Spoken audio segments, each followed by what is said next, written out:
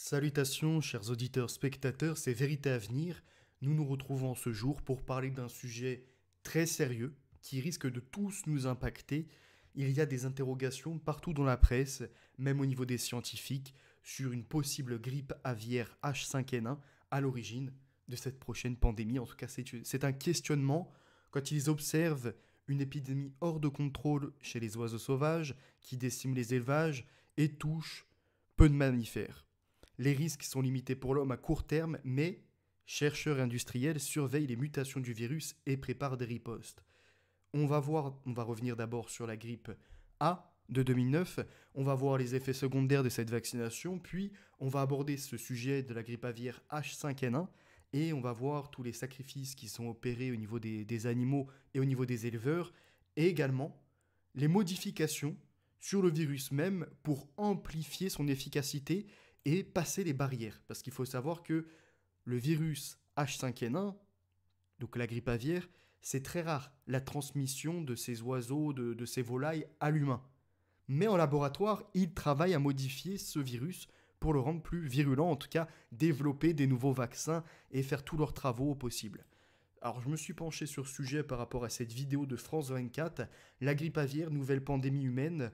Il y a d'autres articles qui sont sortis entre-temps, mais avant ça, comme promis, on va aborder H1N1 en 2009. On nous dit H1N1 est apparu en 2009 au Mexique. Il est différent du virus A, H1N1 qui circulait de façon saisonnière à cette époque, et ce virus, en 2009, qui inquiète énormément les autorités, qui fait paniquer les marchés, les politiques commencent à préparer une sorte de riposte avec des masques et des vaccins, etc. On nous dit que ce virus de grippe A, donc virus A H1N1, contient des gènes d'origine porcine, aviaire et humaine. Le danger qui risque de ressurgir, c'est aviaire humaine. Porcine, pourquoi pas, si il y a ce schéma qui se perpétue. Combien de victimes?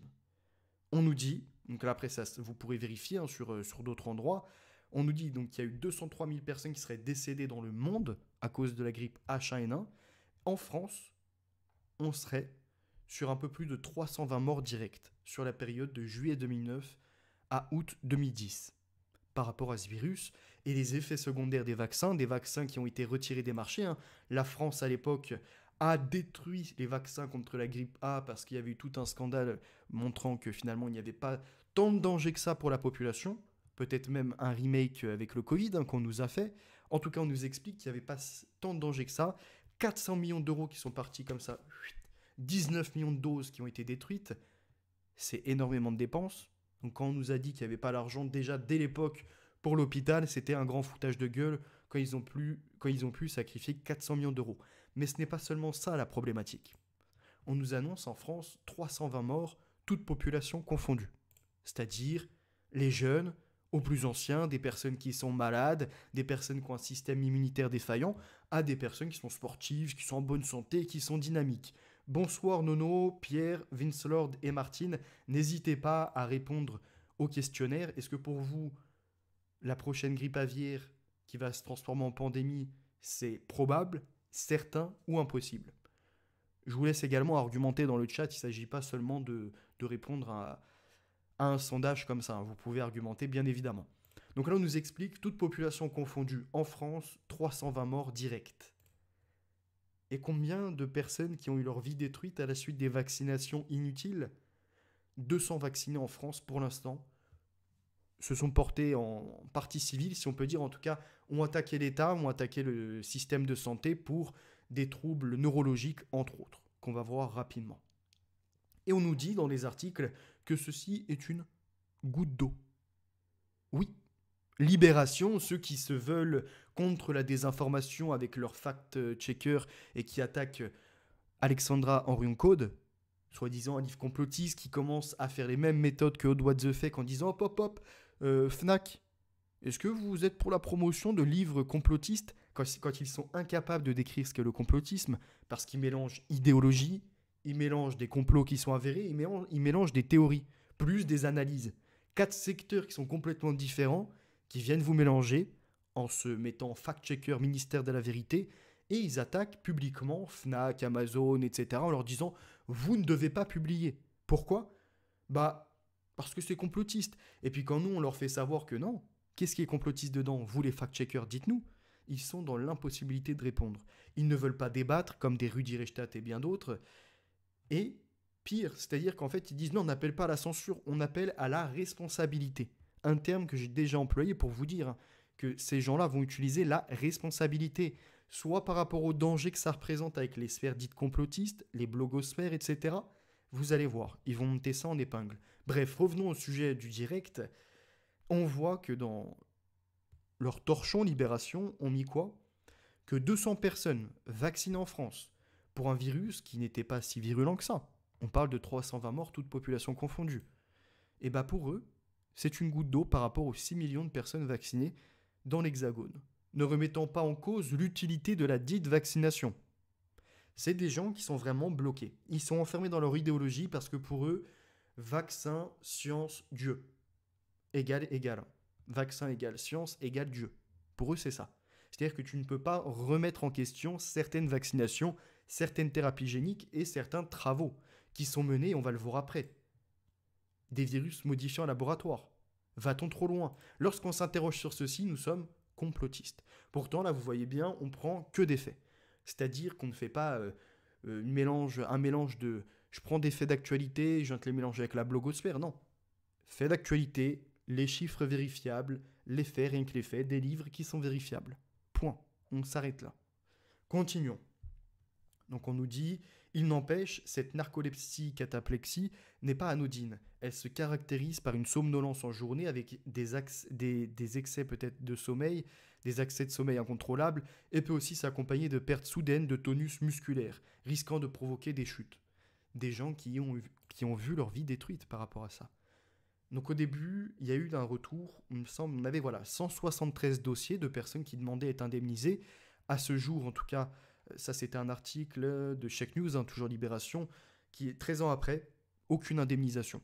Des gens qui ont vu leur vie détruite parce qu'ils sont rentrés dans l'idée que les vaccins, tout était bénéfique, il n'y avait rien à remettre en question. Et au final, quand ils ont eu leur vie détruite, ils se sont dit, on a peut-être déconné. Peut-être qu'on aurait mieux fait de patienter, avoir un peu de retour et voir si cette grippe A était vraiment virulente. Mais non, il y a des personnes qui se sont fait avoir, d'autres, même si ils ont leur santé dégradée, ils sont pour les vaccins aussi. Il n'y a pas des personnes qui sont radicalisées, loin de là. Donc au début, on a 173 dossiers qui sont en demande d'indemnisation au titre de la vaccination H1N1, dont 105 quand même pour de la narcolepsie. C'est pas rien, c'est un trouble, une pathologie neurologique. C'est grave. L'ONIAM a alloué une indemnisation partielle ou totale à 57 victimes d'effets secondaires du vaccin contre la grippe H1N1, dont 46 au titre d'une narcolepsie.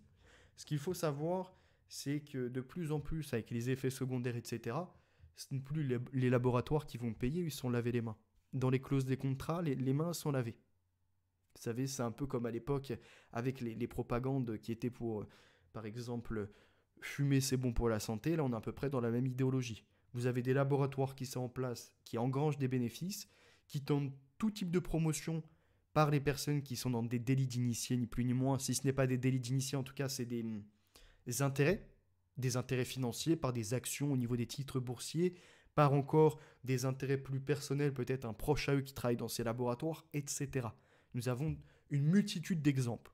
Et par cette multitude d'exemples, je reviendrai sur ça dans une prochaine vidéo, sur tous ces escrocs, tous ces criminels, cette bande organisée dans la finance, qui nous laisse nos caisses vides, les caisses publiques, les caisses de certaines entreprises, et qui, eux, repartent les poches pleines. On a un excellent livre sur un autre domaine, mais tout aussi intéressant de l'économie, qui est les banquiers, les escrocs banquiers de la finance. Continuons, donc là, plus d'une décennie à attendre, donc plus de 10 ans après, on a d'autres dossiers qui viennent s'ajouter. Avec le temps, il y en a qui se rendent compte que oui, leur santé était dégradée par ces vaccins. Ces 2 dernières années, 70 nouveaux dossiers sont arrivés. On est à plus de, 173 plus 70, si on les assemble, à moins peut-être que les 173 y comptabilisent déjà ces derniers, on ne sait pas. En tout cas, on est à plus de 150 dossiers, on nous annonce ici 200 vaccinés en France atteints, c'est énorme. Et on nous parle d'une goutte d'eau, évidemment. Donc la France a détruit les vaccins, ça c'est pareil, pour eux, dans l'économie, c'est une goutte d'eau, parce que c'est pas leur argent quelque part. Ils s'en foutent des Français. Les banquiers, Macron, etc., n'ont pas de patrie. Leur seule patrie, c'est le pognon. Ni plus ni moins. Bonsoir Laetitia, Anto, Teta, Nadia et tous ceux qui arrivaient entre-temps. Martine, n'hésitez pas à liker, partager, évidemment, à répondre au sondage et à argumenter dans le chat, hein. Continuons. On va s'intéresser rapidement donc au sujet du direct, hein, prochaine pandémie. Est-ce que ça sera la grippe aviaire H5N1? On peut se poser la question. On a un livre qui est excellent, Pandémie, une production industrielle de Lucille Leclerc, que je vous conseille. On va aller à la page 10 rapidement. Je ne vais pas vous faire une lecture du livre, vous pourrez vous le procurer. Juste pour la page 9 et 10, c'est assez intéressant. Ça nous montre que l'agro-industrie, un sujet que j'ai déjà abordé dans une précédente vidéo et que je vais réaborder par rapport au domaine de l'élevage. Là, j'ai fait le domaine agricole dans un premier temps. Dans un deuxième temps, je vais faire l'agro-industrie par l'élevage. Et on va voir que les écosystèmes sont tous affaiblis. Dans l'agro-industrie, au niveau de l'agriculture, on n'a ni plus ni moins que des variétés spécifiques qui sont semées, qui sont utilisées pour la moisson, qui sont d'une variété parce qu'elles produisent énormément, venant affaiblir la biodiversité, venant affaiblir parce que du coup il n'y a plus les anciennes graines, celles qui étaient en plus meilleures nutritivement et meilleures en même temps pour l'environnement. On se retrouve avec une seule variété. Pour les animaux, ils font ce qui s'appelle de la zootechnie, c'est-à-dire qu'ils vont, pareil, avoir une sorte de variété, une variété de poulet ou une variété de bœuf, etc. Ça dépend des élevages, pour produire plus. Par un développement, après, qui va être accompagné par de l'alimentation, des hormones. Alors nous, en France, c'est limité, voire même les hormones, c'est interdit, mais dans d'autres pays, ils ne se limitent pas. Les écosystèmes créés par l'agro-industrie sont des récepteurs et des vecteurs idéaux pour des agents infectieux. D'un continent à l'autre, les mêmes animaux ultra productifs sont sélectionnés pour l'industrie. Génétiquement homogènes, ils ne sont plus adaptés à leur milieu.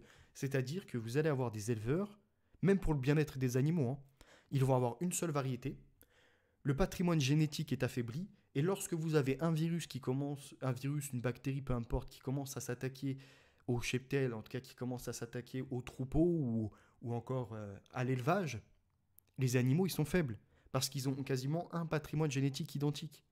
Donc vous n'avez pas cette diversité qui permet, au fur et à mesure de la transmission d'une bactérie ou d'un virus, de créer quelque part des sous-types, si on peut dire. Vous savez, comme un peu sur Internet, vous avez un domaine, un nom de domaine, et puis vous avez les sous-domaines. Là, c'est pareil, vous avez les virus, et puis après, vous avez leurs variants. Et en général, les variants viennent à se limiter grâce à la multitude du patrimoine génétique de tout le monde qui crée une immunité collective. C'est comme ça qu'on l'a créé, en tout cas. On vient au fur et à mesure, ce virus qui se transmet vient être sectionné, vient être un peu modifié dans son ADN, et à partir de là, il est diminué. Sa virulence est diminuée. On s'en sort mieux. Pour les animaux, c'est pareil. Maintenant, si on n'a qu'une sorte de catégorie au niveau des animaux, par exemple au niveau des volailles, c'est fini. À partir du moment où il y a un virus ou une bactérie qui vient s'attaquer à ces animaux, ce qui se passe, c'est qu'il est obligatoire de tous les supprimer. Et on va voir que les éleveurs, alors attendez, c'est pas là, les éleveurs, donc on va le voir après, commencent à être scandalisés depuis un moment, hein. Depuis 2022, on est en train de leur faire sacrifier une masse immense, hein. Là, c'est du sacrifice de masse d'animaux, et c'est comme ça que nous, on se retrouve à avoir du poulet non plus à 15 euros, par exemple, mais du poulet qui passe à 20 euros, et qui n'est même pas bio, hein. Certes, celui à 20 euros, il est nourri sans OGM et sans antibiotiques. Je l'accorde, ça reste de la qualité. Je préfère mettre 20 euros que des fois 12 euros et d'avoir le Duc ou ce que vous voulez en marque. Et en réalité, c'est des poulets merdiques qui viennent soit de l'étranger, soit qui sont en France, mais qui sont piqués d'antibiotiques, etc. Pour continuer, alors déjà, autre problématique, l'utilisation d'antibiotiques. Voilà pourquoi aussi il faut consommer intelligemment. Et encore une fois, ceux qui n'ont pas d'argent, ceux qui en ont, ils vont les faire culpabiliser. Ils vont dire c'est à cause de vous, vous voulez continuer à manger de la viande. Bah, on est obligé de faire des industries massives. Par les industries massives, utiliser des OGM, utiliser également des antibiotiques. Vous savez, c'est culpabiliser toujours les mêmes et l'État s'en lave les mains, les industriels pareil, alors que c'est bien eux qui font un maximum de profit par tous ces intermédiaires ajoutés, tout ce bénéfice qui viennent se mettre dans la poche. Premièrement. Deuxièmement, les élevages qui utilisent massivement des antibiotiques vont rendre plus virulents et plus résistants les bactéries. C'est d'ailleurs pour ça, je suppose en tout cas, qu'on a actuellement une pénurie au niveau des médicaments antibiotiques pour les humains. C'est parce qu'on est arrivé dans un stade catastrophique ni plus ni moins catastrophique, c'est le bon terme, par rapport à cette utilisation massive, parce qu'en fait, en dehors des personnes qui vont prendre ces antibiotiques pour leur santé, entre guillemets, hein, parce qu'en réalité on peut s'en sortir sans, dans beaucoup de cas, il y en a oui où c'est nécessaire, mais dans beaucoup de cas on peut s'en sortir sans. Ils l'utilisent. Il y a des résidus de ces médicaments qui se retrouvent dans les eaux. Il y a également dans leur consommation. Il y en a qui s'en foutent. Ils vont pas faire attention, ils vont consommer des produits avec des antibiotiques. Donc à nouveau, dans leur corps, ils vont se retrouver avec une masse d'antibiotiques qui va se retrouver dans la biodiversité, relâchée par les eaux, etc. Par les eaux qui sont usées, qui vont après être traitées, certes, mais qui vont se retrouver dans la nature, mais pas que, par leur contact, etc. Ça, c'est une des problématiques. En effet, Vince Lord, ils font du profit et en plus intoxiquent. Ils intoxiquent à la fois l'humain et à la fois les animaux. Continuons sur ce livre qui est exceptionnel. On nous dit également, donc génétiquement, ils sont homogènes. Ils ne sont plus adaptés à leur milieu, ce qui les rend plus sensibles aux maladies et accentue le risque de pandémie. Chez les animaux, mais chez les humains aussi. On va le voir après. Les épidémies soulignent les aberrations du système agro-industriel. Pourtant, elles deviennent un argument paradoxal pour invalider les paysans qui pratiquent un élevage non industriel. Nos paysans qui font du bio ou qui tentent en tout cas d'avoir une agriculture ou un élevage raisonnable, respectueux des animaux et respectueux de l'environnement, se retrouvent soumis à des batteries de tests pour ce qui s'appelle la biosécurité. La biosécurité mise en place par les pratiques des industries massives. Regardez. Les États imposent ainsi à tous la biosécurité, un ensemble de normes adaptées à l'industrie. Sol en béton, aérateur pour espaces fermés et murés, aliments concentrés pour le bétail, les nouvelles exigences changent la vie des bêtes. Les fermes-usines deviennent des laboratoires sans un seul brin de paille. Ils sont en train de tenter, comme il se passe en Chine, de nous sortir, en tout cas d'expandre, vous savez, faire une expansion de ces structures où les animaux ne voient jamais le jour, où les animaux sont ultra stressés, où les animaux sont sortis de la nature. Et nous, après, on va consommer ça. On va consommer de la viande d'un animal ultra stressé qui n'a pas vu le jour, etc. Peut-être même affaibli, qui vient nous affaiblir par le même chemin. C'est pour ça que des fois, je le dis, après, c'est encore une fois, ce n'est pas un jugement de valeur, c'est pas, oui, vous devez faire comme ça, vous êtes tous libres. Mais moi, j'invite à regarder, par exemple, des fois, vous avez dans un magasin du poulet, certes, qui va être à 10 euros le kilo, et donc vous allez en avoir plus, et un autre qui va être à 18 euros. On ne parle pas de bio, on parle sans antibiotiques, sans OGM, mais qui a été par contre issu d'un agriculteur local. Vous avez maintenant ces petites affiches. Et non seulement c'est meilleur pour votre santé, vous faites fonctionner l'agriculteur local, vous résistez face à ces industries massives. C'est un conseil, après vous n'êtes pas obligé de le prendre, hein, bien évidemment. Entre antibiotiques, saumurage, additifs rajoutés, conservateurs dans l'alimentation, ouais, on s'en sort pas. Bonsoir à toi, Jasmin. Désolé, mais rien posté, lol, pas de soucis, portez-vous bien. Euh, pour dire qu'il n'est pas pertinent, mais les débunkers des débunkers, ça lui a fait du tort après. Alors, je sais pas de quoi tu parles, Mika, mais bon, c'est pas grave. Tu as l'air d'être hors sujet ce soir. Continuons.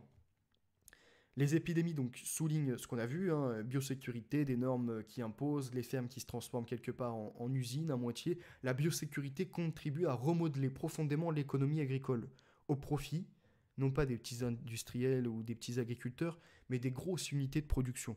Les multinationales de l'élevage consolident leur édifice à l'aide de stratégies redoutables et renforcent leurs privilèges, car les crises sanitaires stimulent l'invention de nouveaux instruments juridiques à leur avantage. Et parmi ces instruments, on a, dès qu'il y a une problématique maintenant, et oui, c'est en France, ça se passe comme ça, vous avez le lieu.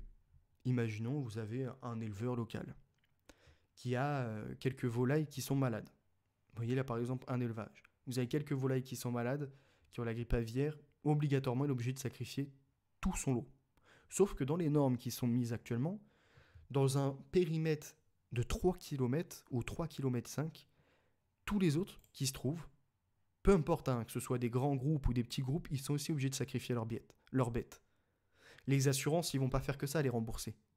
Et c'est pour ça qu'ils vont avoir énormément de pertes. De plus, un éleveur de canards que j'ai écouté dans une des vidéos, je crois que c'était... Mince, attendez, hop, que je ferme ça. Qui était donc la grippe aviaire, nouvelle pandémie, dans celui-ci, je crois. On nous disait, donc, un éleveur de... Mince, comment on appelle ça ? Excusez-moi. J'ai perdu le fil. Éleveur de... J'étais dessus en plus. De canards, voilà. Désolé, j'étais perdu. Un éleveur de canards. Donc cet éleveur de canards explique que quand on met les bêtes en intérieur, elles sont moins productives et elles ont moins de viande à produire. Moins de... Alors eux, c'est du foie gras, donc elles sont moins grasses. Il y a moins d'intérêt. La qualité de la viande, etc., est moins bonne. Ça prouve encore une fois que les enfermer, ces bêtes-là, c'est mauvais pour leur santé, c'est mauvais pour notre santé par la suite. On nous dit également que c'est redoutable, hein, que ça renforce des privilèges, qu'il y a des crises sanitaires qui se mettent en place. Il existe heureusement des solutions aux nouveaux risques sanitaires. Un livre donc, que je vous conseille. Il y a d'autres passages, hein, notamment qui reviennent sur les vitamines de synthèse qui sont données aux animaux, ou après d'autres exemples, hein, les animaux qui sont sélectionnés par la zoethnie. On nous dit qu'en 2020, alors là, page 12, quand même, c'est le tout début de l'ouvrage, hein, il est petit, en plus il fait 100 pages, hop. Page 12, normalement, on nous dit qu'il y a 80%, vous voyez, c'est ça, l'éthologie, etc., qui sont utilisées, la zootechnie, et la science qui étudie les méthodes d'amélioration de l'élevage des animaux domestiques dans le but de l'obtention d'un produit, viande, laine, fromage, par exemple. Ça s'appelle de l'eugénisme, quelque part, pour les animaux. Autre chose, on nous dit, normalement, j'ai vu ça quelque part vers là. Voilà, 2020, on va arriver, normalement, si je vais le retrouver... Hop. J'avais vu ça quelque part. Voilà. En France, 83% des poulets de viande sont élevés de façon intensive. Les poules pondeuses, elles, sont élevées à 70% dans les élevages de plus de 500 000 poules, soit 2 fois plus que chez Claude. Vous avez déjà vu que là, les prix des œufs ont augmenté. Vous êtes passé, par exemple, pour des œufs bio à de 25-27 centimes, à 30, 35, 40, 45, 50 centimes dans certains endroits. Plus il va y avoir de sacrifices au niveau des poulets, des poules, etc.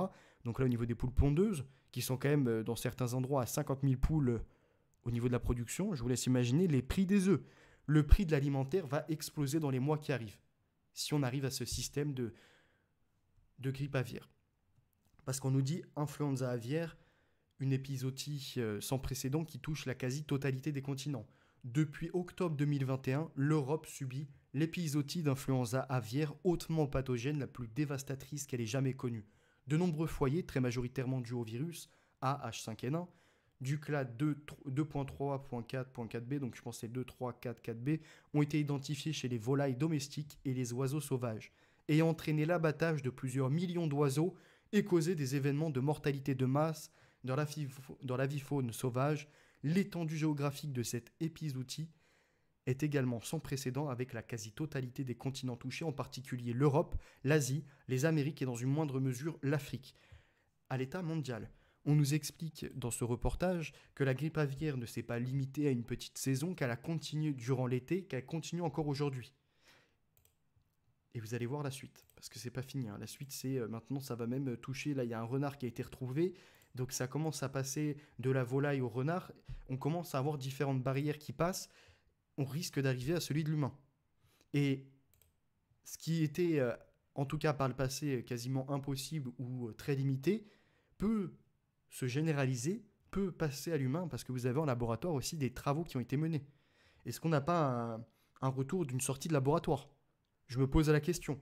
Énormément de personnes, hein, je vous rappelle le livre La prochaine pandémie de Bill Gates, qui parle d'une pandémie qui pourrait être plus virulente, qui nécessitera plus de moyens. Alors lui, il parle, je crois que c'était de la variole ou ce genre de choses. À mon avis, il y a plus de panique à avoir avec la grippe aviaire. Il ne faut pas avoir peur, il faut juste être informé, se rappeler aussi de la mascarade de H1N1 à l'époque, hein, déjà, et voir qu'il y a un grand sacrifice et qu'il y a surtout des éleveurs qui commencent à se lever. On va comprendre après pourquoi. En France, depuis août 2022, plus de 300 foyers en élevage ont été détectés, dont plus des 3/4 concentrés dans la région Pays de la Loire, dans une zone à forte densité d'élevage de volailles. Dans l'avifaune sauvage,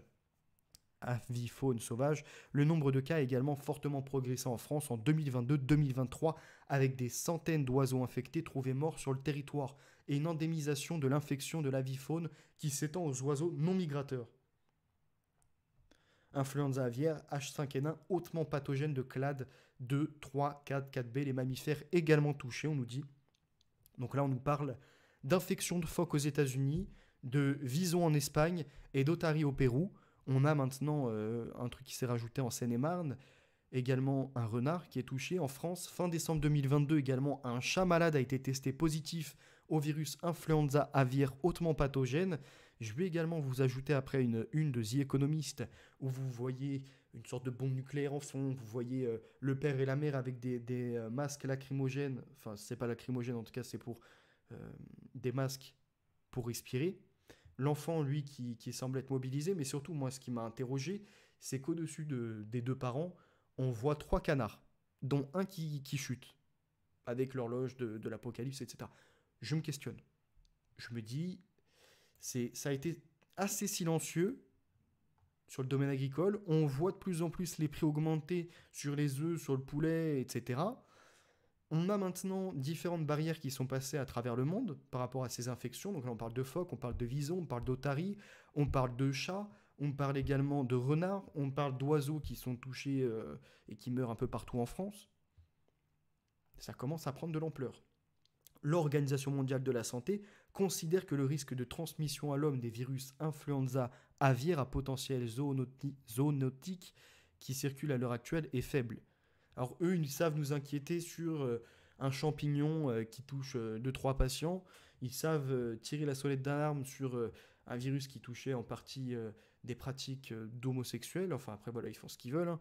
Mais par contre, là, sur la grippe aviaire, ils expliquent qu'en tout cas, pour l'instant, c'est faible. Encore une fois, ça fait penser à la technique un peu de Buzyn, c'est-à-dire rassurer, dire tout se passe bien, etc. Et puis, au fur et à mesure, faire paniquer. Dire, oh là là, on n'a pas vu ça arriver, là, on est dépassé par les événements, maintenant, on doit tout renfermer, on doit vous faire des tests qui vont être, en tout cas, effectués de façon quotidienne, hebdomadaire.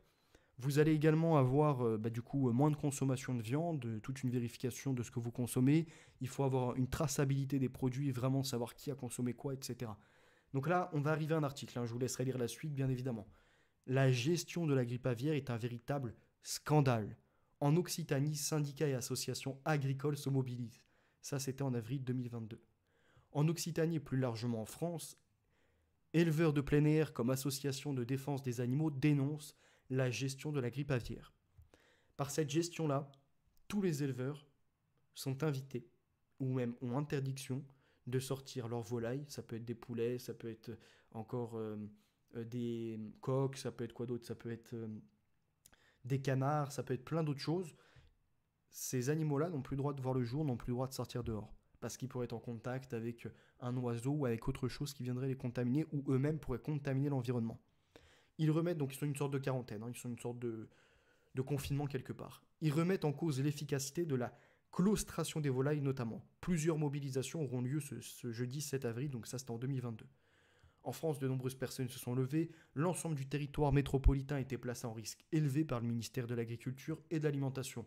Depuis, toutes les volailles sont en claustration alors que les petits élevages de plein air avaient obtenu des dérogations jusqu'alors. Je me questionne également sur le fait que toutes ces volailles-là qui ont été mises en confinement, est-ce que sur les barquettes, ils ont changé les étiquetages élevés en plein air parce que là, du coup, ils n'étaient plus élevés en plein air, ils étaient élevés en intérieur. Est-ce qu'ils ont continué à nous faire payer le prix fort en disant élevé en plein air alors que c'était élevé à l'intérieur? Je me pose la question, mais ça, c'est minime. Continuons. Des mesures de prévention que de nombreux syndicats et organisations jugent inadaptées et inefficaces. 8 d'entre eux, dont la Confédération paysanne et le mouvement de défense des exploitants familiaux, MODEF, ont déposé 3 recours auprès du Conseil d'État pour demander l'annulation des arrêtés généralisant la claustration sur tout le territoire. Mais l'institution publique balaye comme d'hab, hein, du rejet de la main à rejeter les recours qui avaient été mis en place. À l'échelle nationale, de nombreuses manifestations sont prévues dans les jours à venir, donc ça c'était à l'époque. Hein.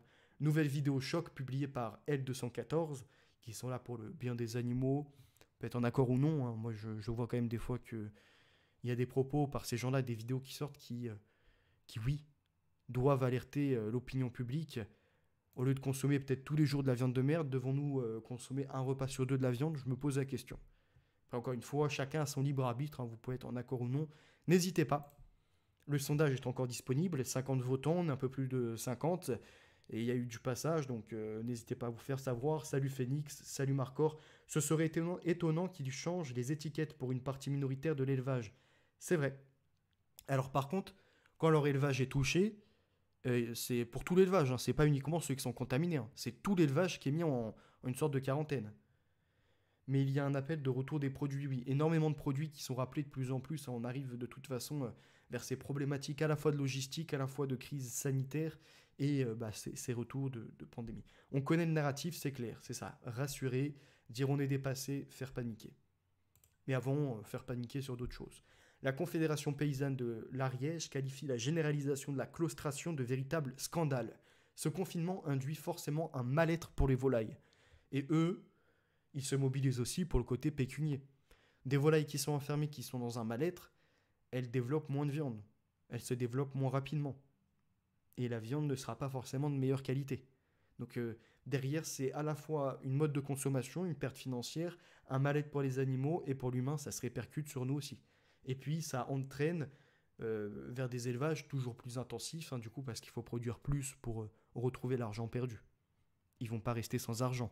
Ils ne vont pas payer des gens à avoir, comment dirais-je, à travailler pour rien. Il faut bien qu'ils rentrent dans leurs frais. Pour rentrer dans leurs frais, à ce moment-là, ils vont se mettre à produire toujours plus, à avoir plus de volailles, même si elles sont plus maigres, à les mettre dans des conditions de souffrance qui sont abominables. De fait, comme les services d'équarrissage n'arrivent pas à suivre, l'État demande aux éleveurs de ramasser et d'enfouir eux-mêmes les cadavres sur leurs fermes. Encore une fois, problème de gestion, problème de service public. Je vous le dis, hein, la gestion française est catastrophique. Il va falloir absolument reprendre point par point toutes ces problématiques, que ce soit de l'immobilier, que ce soit le domaine des aides sociales, que ce soit le domaine également du côté alimentaire, de l'agriculture, des éleveurs et de bien d'autres domaines. Il va falloir qu'on reprenne au cas par cas tous ces dossiers, qu'on voit les solutions qu'on peut apporter et à un moment faire entendre notre voix. On ne peut plus laisser ces escrocs de la finance, cette bande organisée, sacrifier à la fois notre pays, sacrifier notre santé et sacrifier tous les corps de métier. Ce n'est pas acceptable. On ne peut pas. Donc, même si normalement c'est pas à nous de faire ça, qu'on a des politiques qui sont élus, qui sont payés des dizaines de milliers d'euros par mois en plus pour pas être corrompus par des lobbies alors qu'ils font tout le contraire, qu'ils ont leur action, etc., qui sont dans un individualisme, nous allons devoir mettre nos forces en commun. Nous allons devoir étudier à la fois les demandes des paysans, les demandes de certains corps professionnels, les dépenses, examiner. C'est-à-dire vraiment mettre la loupe, voir qu'est-ce qui est dépensé. Pas juste se dire, tiens, il y a une enveloppe de 50 milliards qui sert pour l'environnement. Savoir où ces 50 milliards y vont. Dans quelle entreprise. Vérifier si les entreprises ne sont pas des sortes de sociétés fantômes, ou en tout cas des sociétés qui ne font rien, qui prennent juste notre argent public. Tout est à revoir. Et c'est pas la révolution dans la rue ou entre guillemets mettre le feu, etc. qui va changer. C'est la révolution intellectuelle qui va changer les choses. C'est-à-dire que c'est en construisant, en analysant au cas par cas tous les problèmes qu'on va pouvoir avancer. Et évidemment, c'est pas toi par exemple Vince Lord ou Marcor ou Fatia ou moi-même à titre individuel qui allons changer toutes les choses. À titre individuel, on va pouvoir se pencher sur par exemple 1, 2, 3 dossiers. Sachant que déjà, nous, on a notre pain aussi à défendre, entre guillemets, on a notre vie à gagner. Bonsoir Stéphane. Achetez vos légumes chez les paysans. Ce n'est pas plus cher que dans les grandes surfaces, exactement. Et l'autre jour, j'avais pris, alors même si c'était en grande surface, un exemple de haricots verts bio, qui était même à 1 ou 2 centimes moins cher au kilo que de haricots verts qui étaient en plus, même pas en bocal, qui étaient en conserve. Vous voyez, il y a un intérêt à reprendre contact avec les agriculteurs, à reprendre contact avec les êtres humains, et aussi à faire en sorte que entre nous on ne soit pas bouffé, c'est-à-dire par l'appât du gain. Parce qu'il y en a qui vont arriver sur les marchés avec des produits qui viennent d'Espagne et ils vont te les mettre français, sans pitié. Il y a aussi cette problématique-là, d'énormément de personnes qui sont des escrocs, hein, parce qu'en gros ils viennent, produits français, local, etc. Puis au final, quand tu regardes sur les barquettes, tout vient d'Espagne, tout vient d'Italie, ça vient d'ailleurs de l'Union Européenne ou en dehors de l'Union Européenne. Ça aussi, ça a à voir. Continuons. Donc là, on voit que L214, l'association de défense des animaux, publie des vidéos en montrant un tapis de poulets morts et des tractopelles remplis de cadavres. Parce qu'on rappelle, j'ai un peu digressé, mais le scandale, c'est aussi qu'on dit à ces éleveurs de mettre leurs animaux sous terre. Donc à tout moment, il suffit par exemple qu'il y ait un renard ou qu'il y ait autre chose qui vienne sur ces terrains-là et qui soient en contact. Et puis qu'après, ils viennent du coup transmettre cette maladie ou transmettre des virus à tout le reste, à d'autres animaux encore. Seine-et-Marne, un renard meurt de la grippe aviaire, le département en alerte, 25 mars 2023. Le renard... Alors attendez, est-ce qu'on peut fermer ça? Non, je peux pas fermer, c'est pas grave. Le renard est mort en mangeant des cadavres d'oiseaux porteurs de maladies. Est-ce que ces oiseaux ont pu être en contact avec ça aussi? C'est possible. Ou c'est des oiseaux qui étaient en liberté, ce qui peut être probable, hein. Encore une fois, regardez là, tout ça là, c'est des oiseaux qui sont morts, hein. Morts de la grippe aviaire. Ça se multiplie sur le territoire. Et comme ça fait un moment que c'est le cas, hein, mais là vraiment ils vont sonner la sonnette d'alarme. Ils voient que le peuple s'embrase, le seul moyen de le calmer c'est quoi d'après vous? Certains sont efficaces, c'est ça, c'est le confinement, un retour du virus, un retour de la pandémie. Et oui, et en plus on va arriver, hein, dans les périodes après, où il fait un peu plus frais là. Normalement mars à peu près, où ça commence à geler, il fait frais, c'est possible qu'il y ait un retour de virus. Autre chose, après plusieurs analyses, il s'est avéré que l'un d'eux était mort du virus H5N1, plus communément appelé grippe aviaire, une maladie qu'il aurait contractée en mangeant des charognes d'oiseaux, précise la préfecture. 3 mammifères contaminés en France, une mort extrêmement rare pour l'instant chez un mammifère, mais pas impossible selon Gilles Salvat, directeur général du pôle de recherche en référence à l'ANSENS. Je cite: Les renards ont un côté charognard. Ils vont consommer des cadavres d'animaux, et comme on a beaucoup de cadavres de mouettes dans cette région, probablement que ce renard a dû être exposé à des particules virales présentes dans le plumage des oiseaux, explique le spécialiste ABFM. Le virus peut, sans mutation, contaminer des mammifères. Une vigilance accrue néanmoins. La mort de ce renard, ainsi que la présence en grand nombre d'oiseaux sauvages infectés par la grippe, donc la grippe aviaire, inquiète les habitants. Je cite: Je n'ai jamais entendu qu'il fallait faire attention aux poules et ne pas les laisser dehors, raconte Rachid. Une autre habitante, interrogée, se dit inquiète d'une possible contamination sur l'homme. Mais les cas chez les humains restent très faibles pour le moment. On recense 6 infections confirmées dans des différents pays, constate Sibylle, épidémiologiste à la direction des maladies infectieuses à Santé publique France, qui ajoute qu'aucun cas n'a été détecté en France pour le moment. La situation actuelle appelle à une vigilance accrue, aucune transmission d'homme à homme n'a été détectée à ce jour, ce qui est un élément rassurant, poursuit cette même personne. Néanmoins, on a d'autres articles, alors peut-être pour du clic, peut-être pour alerter, on ne sait pas, grippe aviaire, le spectre d'une pandémie. Par son ampleur inédite, le virus H5N1, qui se répand sur la planète, fait craindre une adaptation du virus à l'homme, et donc une nouvelle pandémie. Donc un article qui est payant, qui sera consulté, il y a d'autres articles disponibles. Néanmoins, on a ces articles qui paraissent à peu près dans différents médias, tous au 25 mars, c'est-à-dire à la date d'aujourd'hui. 25 mars, 23 mars, etc. Là, ça c'était un ancien article, mais on voit. Hein. Autre chose, on nous dit la claustration est un échec. À l'époque, déjà, on nous disait, en plus de ça, ça a sacrifié des millions de volailles. Dans cette vidéo, ils en parlent et ils remémorent le nombre de volailles sacrifiées en France et à travers l'Union européenne. C'est en millions, hein, que ça se compte. Et enfin, je voulais aborder ceci. Donc, c'est dans un magazine. Oui, on lit des articles de journaux, des magazines, des livres, tout. On est sur tous les secteurs. Donc, je lisais ça tout à l'heure et j'ai trouvé ça intéressant. Virus modifié en labo, va-t-on trop loin? Je rappelle, le Covid, il semblerait, je dis bien il semblerait, il reste encore à prouver, mais que ça sorte d'un laboratoire. Hein. Ça sort pas comme ça. Aucun cas sur 77 millions de personnes, ça va. Pour le moment, oui. Une pandémie, vous voulez dire une pandémie ou une véritable pandémie, hein, ce qui est possible aussi. Encore une fois, des virus ont existé, des virus sont aussi augmentés en laboratoire. Par exemple, le Covid est un véritable virus. Je pense qu'il a été affaibli grâce au fait qu'on soit nombreux sur Terre et tous avec un patrimoine génétique différent. Et là, la problématique, par contre, de la grippe aviaire, c'est qu'on est sur un virus qui impacte d'abord les volailles, qui impacte les oiseaux, etc. Et en général, on se retrouve avec des élevages où c'est toujours la même espèce. Donc le virus a le temps de muter, de se renforcer, a le temps de devenir plus virulent. Et même, on le voit passer les saisons. Passer la saison hivernale, passer la saison d'été et revenir encore, toujours en étant présent sur le marché. Si on peut dire le marché. Bonsoir Moon. Je bouffe plus de cochons depuis le Covid. Bah, cochon ou autre chose, hein, exact, phéno-cela, fuité d'un labo, tout à fait. Alors nous, on en avait parlé déjà à l'époque. On avait sorti ça par rapport à ce qui pouvait être sorti dans certains médias, à une enquête qui avait été dépêchée après par l'OMS. C'était pas juste le petit doigt qui disait « je suppose » que c'est pas naturel, non. On avait essayé de trouver des sources, en tout cas, pour en parler. Là, on a cet article qui est intéressant, donc « Virus modifié en labo, va-t-on trop loin ?» Barricadés dans des congélateurs, au fin fond de laboratoires ultra sécurisés, des virus inédits dorment. Ressuscités d'entre les âges, rendus plus virulents, plus contagieux ou simplement créés de toutes pièces. Tous sont la création de quelques scientifiques. Des apprentis sorciers? Non, la modification de virus a un potentiel thérapeutique bien prouvé. Certains virus vont servir à peut-être développer des soins.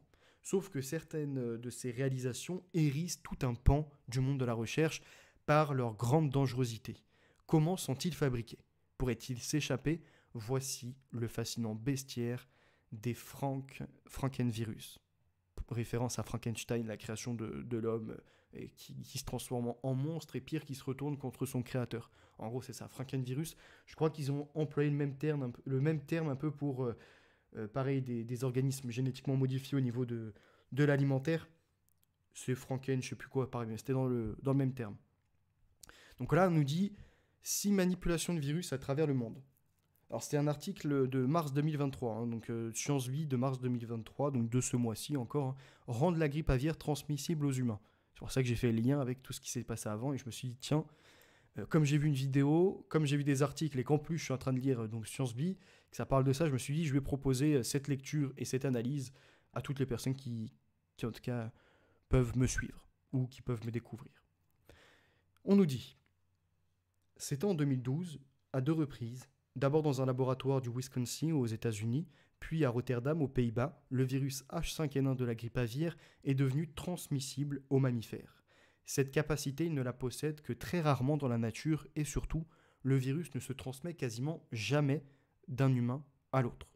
Fort heureusement d'ailleurs, 52% des 862 humains infectés qui ont été recensés entre 2003 et 2021 ont succombé à la maladie. C'est-à-dire que là, on est sur un taux de mortalité qui est alarmant. Un taux de mortalité qui serait dévastateur. C'est-à-dire que là, les gens seraient dans l'obligation soit d'utiliser une thérapie génique, soit d'utiliser en tout cas un vaccin. Ils ne pourraient pas résister sans. Ça serait un dilemme. Est-ce que résister sans, ça pourra le réduire de façon naturelle? Parce qu'il y en a quand même 48% qui ont pu survivre aussi. Ou est-ce qu'il faudrait plonger tête baissée dans ces expérimentations sur l'humain? En tout cas, ça alerterait beaucoup plus que la crise coronavirus, parce que là, il y aurait des morts. Et les morts, ça s'entasserait non seulement au niveau de tout ce qui est des pompes funèbres, ça s'entasserait également dans les hôpitaux, ça s'entasserait dans les rues, il y en aurait qui seraient même découverts chez eux, etc. Donc là, il y aurait la panique. Peut-être à juste titre ou non. En tout cas, pour l'instant, on nous dit la contamination d'homme à homme, elle ne se fait pas. Reste quand même, écoutez bien, qu'au sein de ces laboratoires, les 2 laboratoires qui ont été cités dans des conditions ultra sécurisées, peut-être labo P4, le virus a acquis un gain de fonction. Étrange. Gain de fonction comme ce qu'ils ont fait pour le Covid-19 ? Et que grâce à ce gain de fonction, la défense naturelle des mammifères est finalement tombée. Pour y parvenir, l'équipe de Yoshihiro donc c'est Yoshihiro Kawaoka aux États-Unis a d'abord provoqué des mutations aléatoires dans la zone qui permet au H5N1 de se lier aux cellules d'oiseaux. Tous les virus mutants, en résultant, ont ensuite été mis en contact avec des globules rouges d'oiseaux modifiés, présentant des récepteurs cellulaires humains. Si les mutants arrivaient à s'y fixer, c'est donc qu'ils avaient développé la capacité d'infecter les cellules humaines. Et vous savez quoi ? Ce fut bien le cas pour certains mutants. Afin d'augmenter encore leur transmissibilité, ils ont par la suite été mélangés à un virus grippal humain, afin de provoquer une recombinaison, un événement susceptible de se produire naturellement lorsque 2 virus infectent le même hôte. Les virus ainsi générés ont été inoculés à des furets qui ont été placés à proximité de furets sains. Et le résultat, quelques jours plus tard, ces derniers étaient à leur tour contaminés. Il y avait donc une contamination entre les mammifères. La grippe aviaire s'était transmise par voie respiratoire entre mammifères. Aux Pays-Bas, Ron Fouchier a procédé différemment. Il a d'abord identifié les mutations qui avaient conduit à l'émergence de pandémies grippales, les a introduites dans un virus H5N1. Le mutant obtenu a été inoculé à un premier furet qui est aussi tombé malade. Le virus a alors été prélevé, je croyais que ça a été pénétré dans les cellules, mais non, a été prélevé sur ce furet et inoculé à un second, puis reprélevé pour être inoculé à un troisième et ainsi de suite. Après 10 passages, Fouchier a obtenu le même résultat que Kawaoka. Son virus était lui aussi capable de contaminer les furets sains par voie respiratoire. Par cette augmentation en laboratoire, ils ont donc permis une transmission entre les mammifères. Par cette augmentation en laboratoire avec cette recombinaison liée à différents virus, ils ont rendu la possibilité que ça devienne un virus pathogène, un virus qui se transmet par voie aérienne, par voie respiratoire. Au moins, il ne semblait pas avoir gagné en virulence, par contre. Enfin, quand on nous l'explique, il est quand même assez virulent. Augmenter la dangerosité du MERS par accident. Donc là, on a d'autres exemples, des virus qui ont été augmentés également. Le MERS-CoV qui a été donc d'un gène viral appelé 5 dans le pathogénicité du MERS-CoV qui avait été augmenté. Ça, vous pourrez le lire, quoi qu'on peut peut-être le lire, je vais voir après. Ressusciter la grippe espagnole à partir des cadavres. En 1918, dans le livre Nom de code Nouvelle Ordre mondiale, j'aborde la grippe de 1918, au passage. En 1918, le virus de la grippe espagnole a provoqué l'une des pires pandémies que l'humanité ait connue. Entre 20 millions et 50 millions de personnes sont décédées et le taux de mortalité était particulièrement élevé chez les 15-34 ans. Depuis, le virus a disparu de la surface de la Terre. Vraiment ? Car voilà, qu'à la fin des années 1990, des chercheurs sont parvenus à en reconstituer la séquence ADN à partir d'échantillons pulmonaires prélevés sur des victimes. Ces gens sont dangereux. Ils sont en train de reproduire des virus qui ont tué des millions d'êtres humains pour tenter de développer un vaccin, une thérapie, de faire leurs travaux. Au nom de la science, au nom de l'humanité, au nom de sauveurs, de ce que vous voulez, ils sont en train de rendre des virus plus virulents, ils sont en train de retravailler, ils sont en train de nous mettre tous en danger. Et on le voit, rien que par le virus qui s'est échappé du laboratoire à Wuhan, aux États-Unis, Covid-19, SARS-CoV-2, qui s'échappe d'un laboratoire, on voit que ces types-là, entre 2005 et 2007, ont fait des travaux. On voit qu'il y a des travaux pour une transmissibilité de ce qui n'était pas naturel, ou en tout cas très limité, sur la grippe aviaire pour après que ce soit transmissible entre mammifères, puis jusqu'aux humains. C'est quoi l'objectif ? Dites-moi, c'est quoi l'objectif ? Dans la foulée, 2 équipes de chercheurs, l'une aux États-Unis, l'autre au Canada, ont entrepris de recréer ce virus de 1918 grâce à la technique de génétique inverse qui permet de reconstituer un micro-organisme à partir de sa séquence d'acide nucléique. Et ils ont réussi, comme l'attestent leurs résultats publiés respectivement en 2005 et 2007. L'équipe américaine a ensuite testé le virus chez la souris, ça n'arrête pas à le reconstituer. Il faut le tester, il faut voir après s'il se transmet. Donc, ils prennent des souris en laboratoire, ils leur mettent ce virus, et sans surprise, il s'est révélé particulièrement virulent. Oh, quelle surprise! L'équipe canadienne l'a quant à elle testé sur des macaques. C'est bien, ils testent sur divers animaux, tu vois, jusqu'à arriver à l'échelle où ça peut vraiment approcher de l'humain. C'est l'objectif. Et quand il y en a qui vont nous dire « Oui, non, c'est pas l'objectif de scientifiques », oui, on a des scientifiques qui sont, ou des généticiens, etc., qui sont droits dans leurs bottes, qui travaillent pour sauver l'humanité, pour développer des médicaments, des thérapies, ou même pour dénoncer les abus de leurs collègues, oui. Mais quand on voit par exemple ce qui s'est passé au Fort Detrick à l'époque, avec, donc, en octobre 2001, avec une personne qui travaillait sur un vaccin de l'anthrax, pour contrer l'anthrax, et qui a délibérément contaminé des êtres humains, Olson je crois qu'il s'appelle, qui travaille au Fort Detrick, laboratoire P4, américain, qui avait récupéré au passage les travaux d'unité 731 sur des êtres humains des Japonais à l'époque. Ces Japonais jamais condamnés. Et qu'on retrouve des travaux sur l'anthrax, parce que c'était des travaux sur l'anthrax, sur l'être humain au Japon, unité 731, qui sont récupérés par les Américains qui se retrouvent au Fort Detrick. Les mêmes travaux sont opérés pour développer un vaccin. Vous avez un type, je crois qu'il s'appelle Olson, si je ne dis pas de bêtises, ou Frank, ou quelque chose comme ça, je n'ai plus vraiment son nom, qui va contaminer délibérément des personnalités et d'autres gens pour tenter de créer une sorte de pandémie, une sorte d'épidémie d'abord. Ce type-là, le FBI et compagnie vont revenir à lui, puis il sera retrouvé suicidé, bien évidemment. Overdose et compagnie. Ça, c'est le schéma classique. En tout cas, il avait contaminé des gens délibérément pour justement obtenir des financements et mettre sur le marché son vaccin ou en tout cas sa thérapie qu'il avait développée. Là, on observe des scientifiques qui sont en train de réanimer, en tout cas qui sont en train de redonner vie à la grippe espagnole de 1918, d'abord sur des souris. Les Canadiens font ça sur des macaques. C'est quoi le prochain projet ? On prend des humains, on les confine, on voit si on peut les contaminer, développer un médicament, comme le veut Bill Gates dans son dernier livre, Comment éviter la prochaine pandémie. En fait, c'est finalement leur programme, c'est comment financer, comment mettre une dictature en place sur la prochaine pandémie, qu'ils développent eux-mêmes quelque part. Je me questionne en tout cas. Voici ce qui est dit. Normalement, ces macaques ne tombent pas malades ou très peu lorsqu'ils sont infectés par d'autres virus grippaux. Détail d'Erwin Kobassa, le chercheur du laboratoire national de microbiologie qui a dirigé la reconstruction du virus au Canada. Mais avec le virus de la grippe espagnole, ils sont tous morts. Tous morts. Depuis 2007, son équipe a mené d'autres expériences, dont une nouvelle série d'inoculations à des macaques. Le virus, lui, existe toujours, barricadé dans les congélateurs du laboratoire. Ils attendent quoi, ces grands fous, pour détruire ce virus? Il y en a qui vont nous dire non, il faut le conserver parce que si un jour ça se retrouve dans la nature ou que ça revient, eh ben on pourra développer des vaccins, il pourrait y avoir des travaux qui seront effectués. Vous êtes fous, c'est comment? Quand on observe ce qui s'est passé avec Wuhan, le laboratoire P4, qu'on observe ce qui s'est passé au Fort Detrick avec un individu qui a délibérément contaminé d'autres êtres humains, et que là vous êtes en train de nous expliquer qu'il faut les conserver dans des frigos, ces virus-là, des virus où on nous dit quand même quasiment aucune chance de survie. Tous les macaques qui ont été inoculés avec ce virus sont morts. Tous les macaques. Que l'autre virus, aviaire, on est en train de l'augmenter pour que... Donc on l'a vu par recombinaison génétique, etc. On est en train de l'augmenter pour qu'il soit plus transmissible, sans forcément augmenter sa virulence. Bon, quand tu es sur un virus qui fait déjà des dégâts, augmenter sa transmissibilité, tu n'as pas forcément besoin de travailler sur la virulence de la chose. Le virus lui-même existe toujours barricadé donc dans les congélateurs du laboratoire.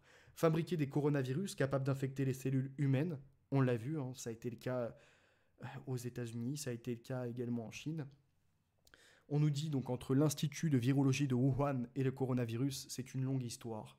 Au début des années 2010, l'équipe de la chercheuse Shi Zhengli a mené plusieurs expéditions dans les immenses massifs karstiques situés au sud de la Chine.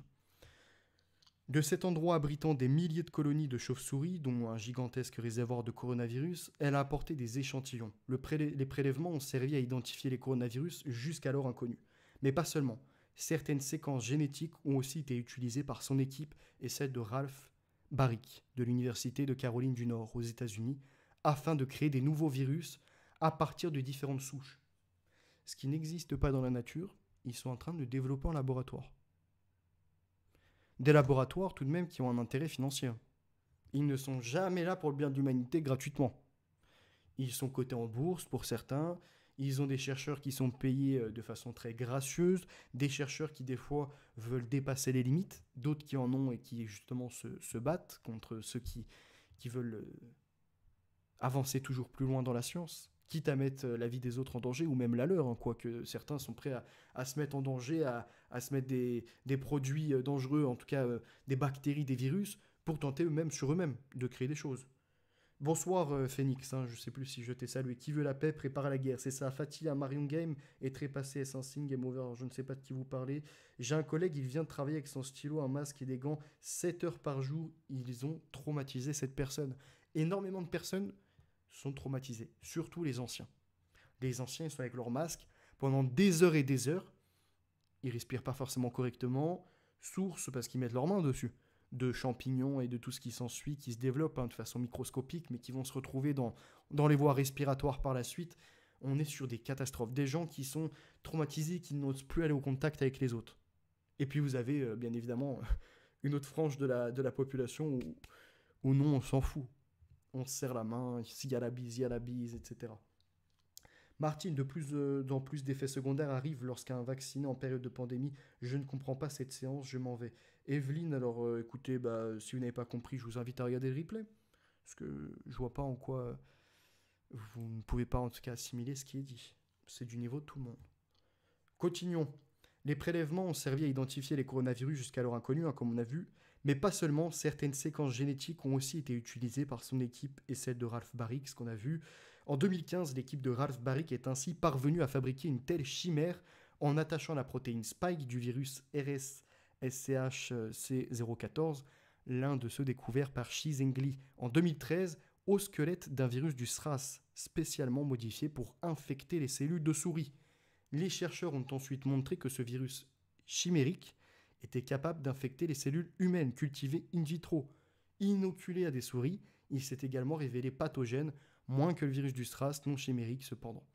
Ce n'est pas fini. L'équipe de Shi Zhengli à elle, fabriqué 8 virus chimériques en 2017, aussi à l'aide du squelette d'un virus du SRAS. Cette fois, la protéine spike de 8 autres coronavirus nouvellement découverts y a été fixée. Pour un même résultat, certains de ces virus génétiquement modifiés se sont révélés capables d'infecter des cultures de cellules humaines. Ça, c'est pour le SRAS. Ensuite, on a le SARS-CoV-2. Recréer le SARS-CoV-2 originel. Après l'émergence du SARS-CoV-2, des scientifiques de l'Institut Pasteur du Laos et de l'Université nationale du Laos se sont lancés à la recherche de virus proches dans les grottes du nord de leur pays.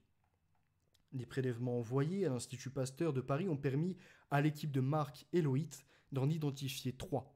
Et l'un des virus modifiés a été modifié afin de comprendre le chemin évolutif menant d'un coronavirus de ce type au SARS-CoV-2, déclencheur d'une telle pandémie.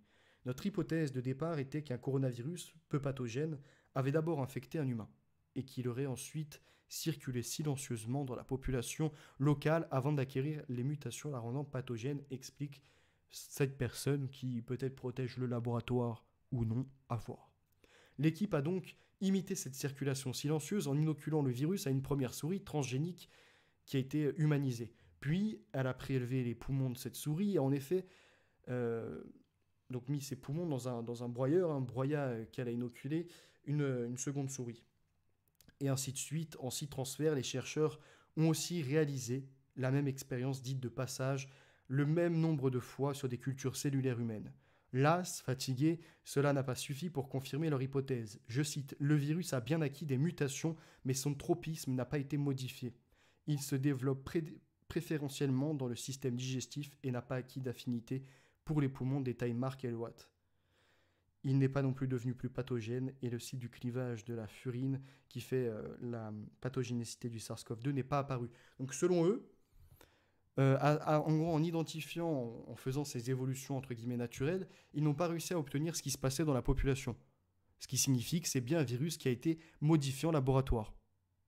Répandu ou non de façon consciente, peut-être par un objectif de financement pour des travaux sur d'autres virus, sur le développement de thérapies géniques, sur les ciseaux moléculaires CRISPR-Cas9, CRISPR-Cas13, etc. Parce que vous en avez plein d'autres. En fait, Cas9, c'est une enzyme, et il existe d'autres enzymes qui découpent. Donc c'est certainement une probabilité en tout cas que ça a été développé en laboratoire. Là, ça se confirme en plus avec ces travaux. N'hésitez pas à liker. Donc, je cite en tout cas le sondage. Pensez-vous que nous nous dirigeons vers une pandémie de grippe aviaire ? La réponse pour certains, c'est certain, il n'y a pas d'hésitation, pour 19%. 66% pensent que c'est probable, en effet, avec les informations que je vous communique, que ce soit des animaux malades, des éleveurs qui sont en ce cas un peu paniqués, des modifications qui sont opérées en laboratoire pour augmenter la transmission, même auprès d'humains, hein, de façon aérienne, en tout cas de façon respiratoire, si on peut dire ça comme ça. Et pour 15%, c'est impossible, mais ils n'ont exprimé aucun commentaire pour dire que scientifiquement c'était impossible, etc. Rappelons un chat et non, mais ce n'est pas grave. Il n'y a pas des brevets pour certains virus. Alors je sais qu'il y a des brevets pour des modifications sur des organismes génétiquement modifiés, génétiquement édités aussi. Sur les virus, je ne sais pas honnêtement. Alors on condamne tous ceux qui nous donnent des astuces pour des légumes en saumure, c'est du grand n'importe quoi. Je ne sais pas, Martine, de quoi tu parles. J'ai cogité sur la question et en fait, il n'y a rien à faire. Alors, je pense que vous échangez entre vous, à mon avis. Hein. Et les prélèvements avec des tests PCR. Alors, les tests PCR, en effet, hein, polymérase, réaction en chaîne polymérase, c'est intéressant, mais il y a d'autres tests qui sont opérés, hein, qui existent avec les techniques CRISPR-Cas9, entre autres. En tout cas, avec les ciseaux génétiques, moléculaires, si vous préférez. Certains ont dit que ceci servait à identifier les ethnies et concevoir des armes bactériologiques. Fatia, en vrai, alors certes, ils ont pu par contre récupérer certaines données sur les individus qui ont accepté. Après, avec le dossier médical partagé là qui va arriver, ils vont pouvoir faire des tests, mais je ne pense pas en tout cas que pour l'instant c'est le cas. Je ne pense pas honnêtement que les tests PCR aient été stockés de côté pour faire d'autres examens dessus, obtenir d'autres informations. Clairement pas. Mais par contre, oui, par la suite, en effet, ceux qui sont volontaires, et c'est déjà le cas, hein, combien ont déjà utilisé 23,5 par exemple 23,5 qui permet de faire un test ADN et de dire vous êtes à 40% italien, à 30% français et par exemple à 10% portugais. C'est un exemple. Hein. Donc il y a des gens qui ont déjà fait ça, ils ont donné leurs données vraiment la d'ADN, hein, c'est complet, c'est pas uniquement, c'est au-delà d'un PCR quelque part, qui recherche uniquement un élément. Le PCR en soi, il a été développé, vous avez différents PCR qui sont développés. Il y a des PCR qui vont chercher un coronavirus, il y a des PCR qui peuvent chercher de la grippe aviaire, il y a des PCR qui peuvent chercher... En gros, ça dépend de ce qui est recherché. Après, PCR, c'est une réaction en chaîne. Il ne faut pas l'oublier. Donc, en gros, c'est augmenter ce qui a été prélevé et ce qui est recherché après. Et il y a d'autres choses encore qui existent et qui permettent en tout cas de séquencer l'ADN. Parce que l'objectif, toi, de ce que tu soulèves, en tout cas, alors attends que je retrouve ton message, Fatia, ce que tu soulèves, c'est plutôt armes bactériologiques. Il y a des armes qu'on pourrait dire bactériologiques ou non, mais en tout cas des armes qui sont développées pour attaquer certains pays, certaines cultures, ça existe. Maintenant, cibler des personnes spécifiques, je pense qu'ils ont pas que ça à faire pour le moment. Pour le moment. Merci pour la réponse. Bah, y a pas de quoi, hein. Salut les humains, salut Philippe Zieto. J'enroule. Par ici, on déclare les oiseaux domestiques à la mairie. Mais même les poules, hein, ceux qui ont des poules chez eux, ils sont obligés de les déclarer logiquement. Alors MK Ultra, oui, peut-être. Je pense qu'ils nous réservent certaines recettes virales. Oh, oui, c'est possible. Ça, par contre, en effet, ils ont certainement des laboratoires très complets. Oui, tu m'as déjà salué. Bon, bah, tu vois, Phoenix, il y a tellement de personnes voilà, qui sont passées que je savais plus si je t'avais salué. Elle est où Brigitte Bardot pour défendre les animaux? C'est vrai que là, elle n'est pas présente. MDR, bonne soirée à toi, Néocortex. Merci d'être passé. Les virus préhistoriques aussi, non, bah du coup on a vu ça en effet. Mais la pandémie Covid-19 était ridicule, Evelyne. Oui, elle était ridicule par rapport à la dangerosité pour les jeunes populations, mais au niveau de la transmission du virus, par contre, elle était quand même bien présente. Après, c'est vrai que c'était assez ridicule parce que c'était la première fois qu'on disait qu'il faut se tester pour voir si on est contaminé. Une utilisation de tests PCR massif, cette utilisation massive servait en réalité à diminuer le coût de ces tests. Plus on diminue le coût, plus dans le futur, que ce soit pour une grippe aviaire, une grippe saisonnière ou d'autres choses encore, on pourra obliger la population à se soumettre à des tests. Sans quoi, cette population ne pourra pas se rendre au supermarché, ne pourra pas se rendre au travail, ne pourra pas se rendre là et dans d'autres endroits.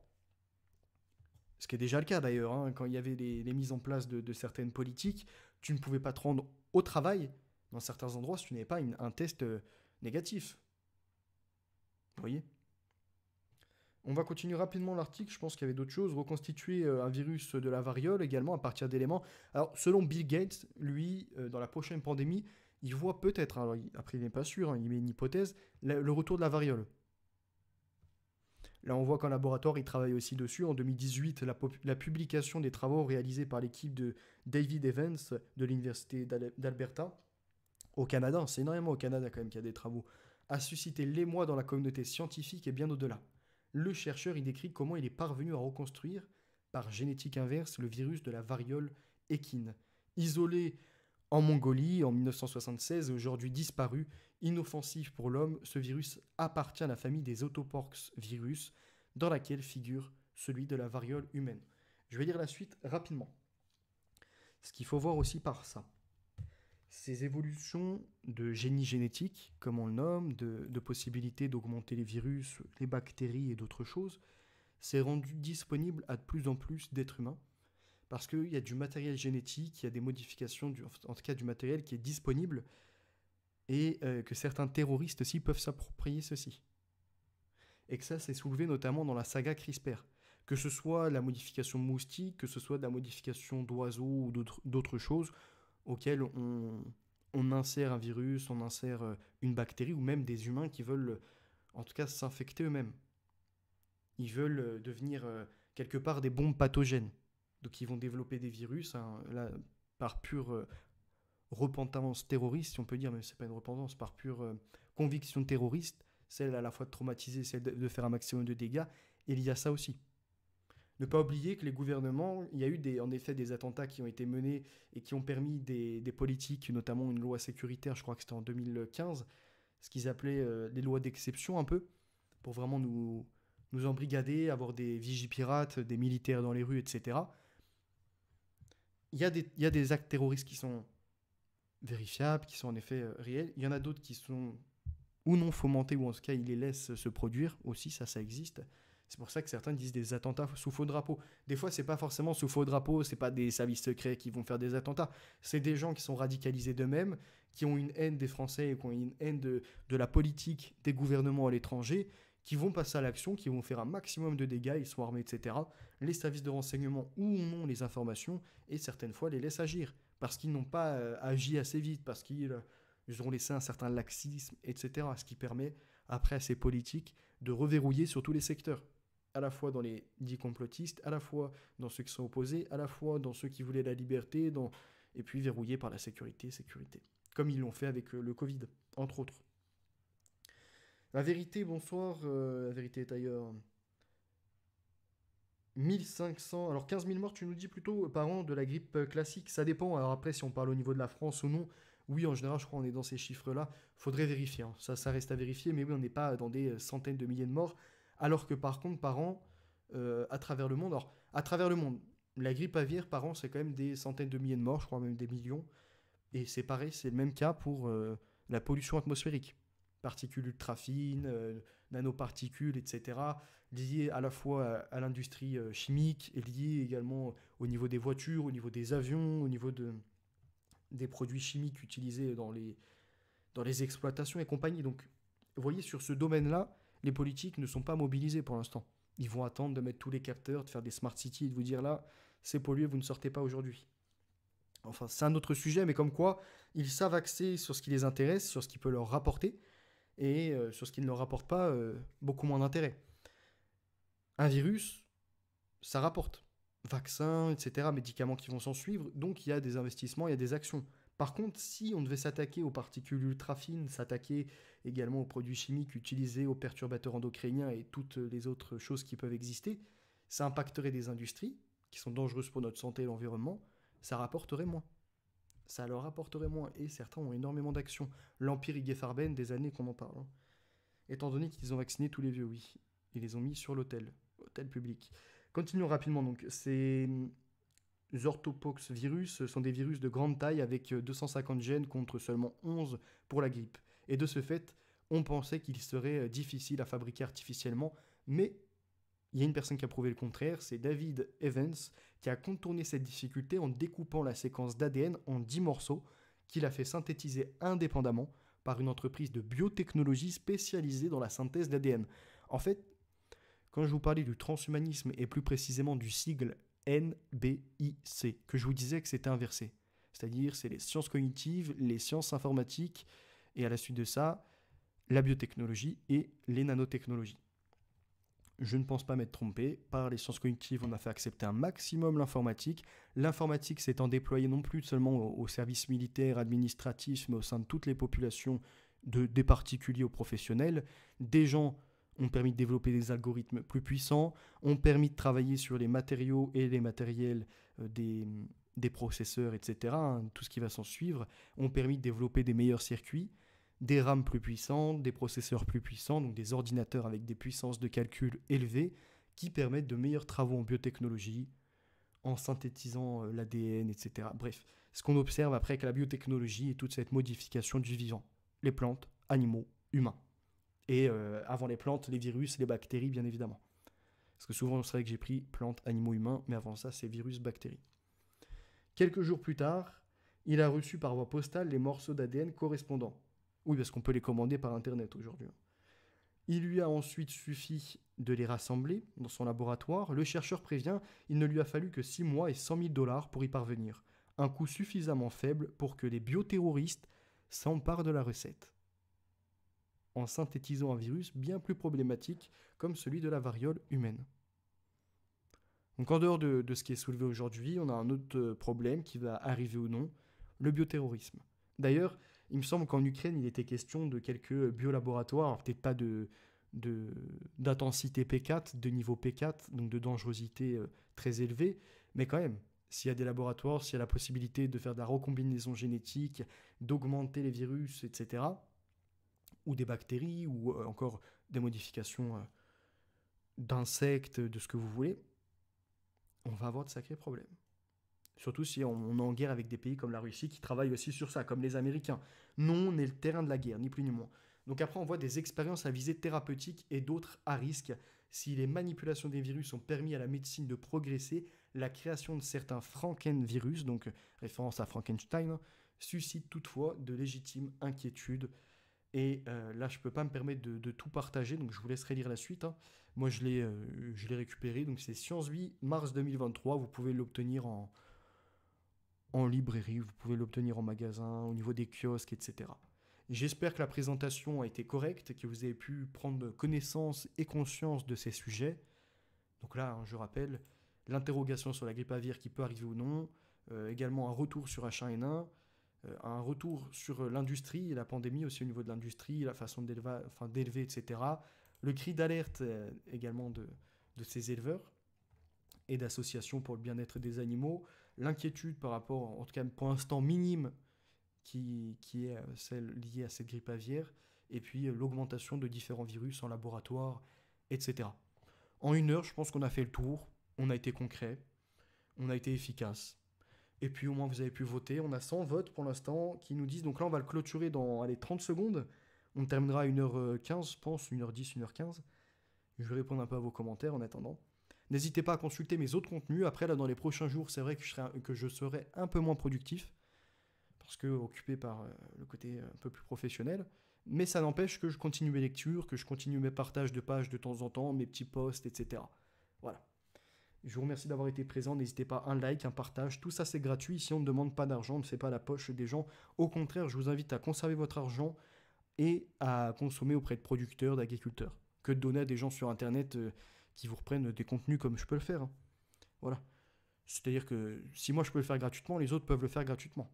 En revanche, il y a des choses qui nécessitent un dur labeur, un dur travail, et qui nécessitent une récompense. C'est celui des agriculteurs, des éleveurs, celui du patriotisme, d'aimer la France et de redresser notre pays. Ça commencera dans un premier temps par revoir sa consommation. Après, vous êtes libre, hein, c'est votre argent, vous en faites ce que vous voulez. Si vous voulez la drogue, alcool ou financer des cagnoteurs, c'est votre libre arbitre, libre choix. Comme la vaccination, d'autres choses, d'autres médicaments. Vous pouvez aussi être pour, hein. Moi, encore une fois, je ne suis pas contre tous les vaccins, je ne suis pas contre tous les médicaments ou contre tous les laboratoires, loin de là. C'est normal, Vince Lord. Martine, AZ et Vince Lord, je leur ai fait les réserves, je me suis fait engueuler, maintenant on m'en redemande. Et n'hésitez pas, si vous avez des articles complémentaires à ces travaux, qui sont vérifiables, hein, pas des articles de blog, à me les envoyer par mail. Je vais les étudier. Je suis en train d'augmenter à nouveau l'ouvrage que je propose gratuitement par mail, hein, phénotypsevolution@outlook.fr. Ici, on vous propose même des livres. Et pour vous dire, je lisais tout à l'heure, je continue ma lecture sur Neuropirate de Lucien Cerise. Et au début, il nous met quoi? Il nous met que donc, son livre il a pris 4 ans et qu'au tout début, c'était un recueil. Un recueil d'articles, etc.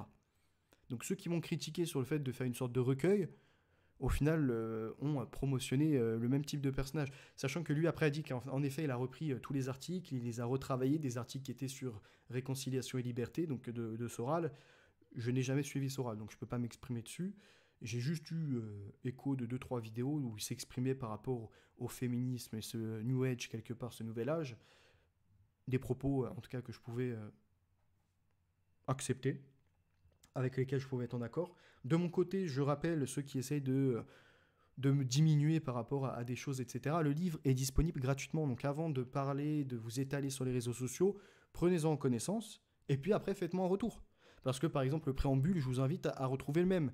Les analyses qui sont poussées par rapport à l'instruction qui a été détruite, où on se retrouve avec une éducation de personnes qui sont formatées pour devenir des commerciaux, des grands requins sur le terrain, je vous invite à retrouver les mêmes phrases. Ou encore le côté... alors, Ige Farben, là, vous pouvez retrouver à peu près les mêmes éléments, parce que c'est des faits historiques. Vous voyez, quand c'est des faits historiques, on ne peut pas changer les choses. On peut changer la tournure des phrases, ce que j'ai pu faire, et ajouter 2-3 éléments, mais globalement, ça restera sur des articles. Quand tu parles, par exemple, je vais prendre l'exemple de ceci, parce que je sais que ça se retrouve dans mon livre à un moment, c'est sur... Alors, attendez que je retrouve ça. Je crois que c'est sur la grippe espagnole, les travaux qui ont été faits sur la grippe espagnole. Je ne vais pas m'amuser à tenter de reformuler alors que c'est synthétique, c'est clair. En 1918, on a la grippe espagnole, on a après, donc voilà, moi je synthétise ça rapidement, mais je reprends les travaux à peu près, où on a après en 2005 et 2007, 2 équipes, une américaine, une canadienne, voilà, c'est ça qui se retrouve dans le livre. Donc évidemment, je ne vais pas faire des grandes phrases en mode Il fut un temps, en 1918, on avait une grippe saisonnière qui s'est développée. Alors, il semblerait qu'elle se soit en effet développée vers ce secteur, etc. Vous voyez, on peut faire des phrases qui durent, mais ça n'a aucun sens. Toujours aller directement droit au but. Et donc, ceux qui essayent de critiquer, faites-en de même. Proposez-moi ce que vous êtes capable, un article, même ne serait-ce qu'un article déjà. Hein. Proposez-moi ça, ou faites une vidéo, déjà on verra votre niveau. Ça, c'est une petite mise au point, une petite correction pour certains qui aiment bien être là, à ouvrir leur grande bouche. Oui, tu critiques Lou, oui, tu critiques Alixator, oui, tu critiques Si, mais toi, tu fais ça. Non, je les critique parce que moi, je fais pas la poche des gens. Je les critique parce que ces gens-là, ils mélangent le vrai avec le faux, parce que ces gens-là, ils s'excitent, ils tiennent des propos qui sont inacceptables. Là est la différence. Je vous remercie pour vos votes, je vous remercie pour votre présence, pour vos commentaires. Il n'a pas dit qu'il ne connaissait pas Soral. Non, j'ai pas dit ça. J'ai dit que j'ai écouté 2-3 de ses vidéos, pas plus. Genre, tu connais pas, qui ne connaît pas Soral? Alors, touche pas à mon intégrité. Ça, c'est les raccourcis des gens qui ont un peu de crasse dans les oreilles qui devraient se nettoyer. Bon, tu pourras mettre ton dislike au passage et mettre ton commentaire, tu restes libre sur la chaîne. Mais les oreilles, ça se nettoie très fortement. Et surtout, l'attention, ça se prête. Ce n'est pas juste être là avec ta mauvaise intention. C'est l'attention qui compte. Et quand tu prêtes l'attention, tu es capable d'entendre et de comprendre. Pas juste d'écouter. Entendre, comprendre. C'est quelque chose de différent. Et quand tu es capable d'entendre et comprendre, tu te referas le replay et tu écouteras ce que j'ai dit. J'ai dit, Soral, je ne l'ai pas suivi. Je ne sais donc pas forcément ce qu'il propose. Je lui écho de 2-3 de ses contenus. Alain Soral, on sait qui c'est, égalité, réconciliation. C'est pour ça qu'après je te parlais de Lucien Cerise. Bref, hop, ça balaye. Ça, c'est le genre de personnes qui suivent ceux qui ont été dénoncés, justement. C'est comme j'ai eu une sorte de crasseux de punk à chien à moitié, là, qui doit avoir 7-8 chiens dans son jardin, qui doit certainement suivre Lou par rapport à ses animaux également. Après, libre à eux hein, d'avoir des animaux, de les aimer, etc. Ça, c'est très bien s'ils s'en occupent. Mais enfin, les crasseux, restez dans vos sortes de ZAD, là. Ne venez pas donner de leçons à ceux qui sont au-dessus. Le Liban, le port, c'est également les sociaux. Après, ça, c'est autre chose. Tu n'es pas influenceur, quoi. Voilà, c'est ça, Umbrella. On n'est pas en mode influenceur, influenceur à faire des placements de produits, des placements mon cul.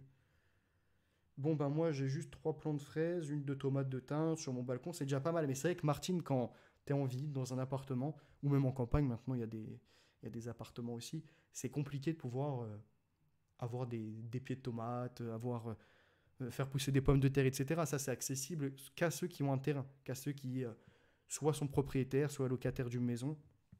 Ça leur est accessible. C'est pour ça qu'on doit se réapproprier nos terres françaises. Et pour se réapproprier nos terres françaises, au lieu de dépenser des centaines d'euros pour passer les péages, mettre de l'essence, faire du covoiturage, se rendre dans des manifestations, déjà dès l'époque, j'en avais parlé, je me suis dit, ces gens-là, qui avaient tous un intérêt en commun, qui pouvaient résider des fois dans les mêmes villes, ils auraient mieux fait de mettre 100, ils auraient réuni des mille et des mille. Pourquoi pas même faire un petit crédit en commun, une SCI ouverte ou quelque chose de ce type, en tout cas pour acquérir un terrain à plusieurs. Et à partir de là, ils auraient obtenu un terrain où ils auraient fait pousser leurs pommes de terre, leurs courgettes, ou encore les melons, ce que vous souhaitez. Et ils auraient repartagé ça en commun, et en commun, ils auraient créé du lien en plus. Ils se seraient retrouvés, et puis le surplus, pourquoi pas revendu, à un but pas forcément lucratif, en tout cas juste pour réinvestir sur un autre terrain. Vous voyez, c'est pas vendre pour faire du pognon et se mettre dans la poche en bénéf, c'est vendre pour avoir une petite tirelire, comme on pourrait dire. Cette tirelire servant soit à aider d'autres à acheter leurs terres, soit à financer des terres.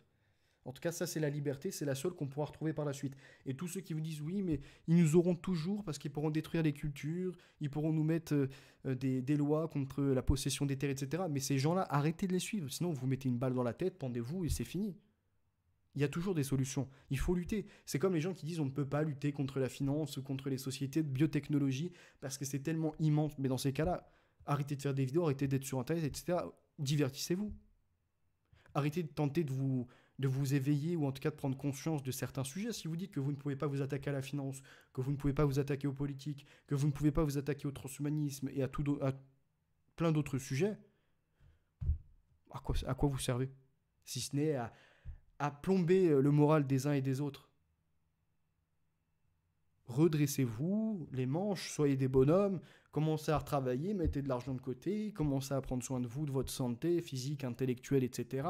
À prendre connaissance de ces sujets, être le plus sérieux possible. À partir de là, je vous le dis, on sera une sorte de 5e colonne, on va se réapproprier nos terres, on va avoir en même temps une meilleure ambition politique qui sera en commun, parce que le constat, on peut le faire à l'oral pendant des années.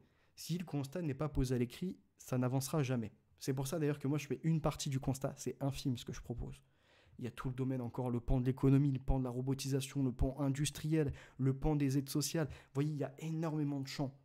Individuellement, on ne peut pas faire tout ça où il faut toute une vie. Encore même toute une vie, c'est impossible. Vous voyez, et on a besoin des travaux des autres aussi.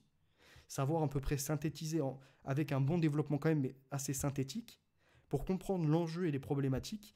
Et après, dans une seconde phase, celle qui sera la plus importante, c'est là maintenant qu'on a tout le constat, on ne se met pas en mode dépressif, c'est la fin, on ne pourra rien faire. Au contraire, on a déjà dépensé énormément d'énergie avant, on va mettre le double de l'énergie, on va en même temps se rapprocher du créateur au possible pour ceux qui sont croyants, on va puiser les forces au maximum dans ça et on va avancer.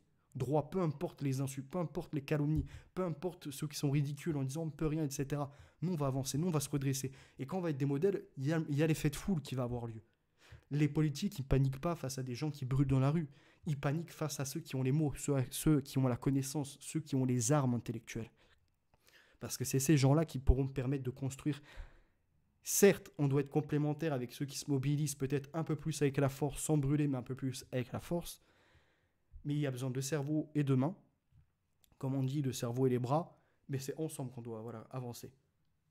En tout cas, je vous remercie. Alors après, le rôle d'alerter, je ne suis pas forcément un lanceur d'alerte. Pour l'instant, je suis plutôt une personne qui fait un constat, qui propose une analyse. Et à partir de là, on doit avancer ensemble. On doit se dire là, ça ne va pas. On doit identifier les problématiques et les causes. Et chacun après choisit.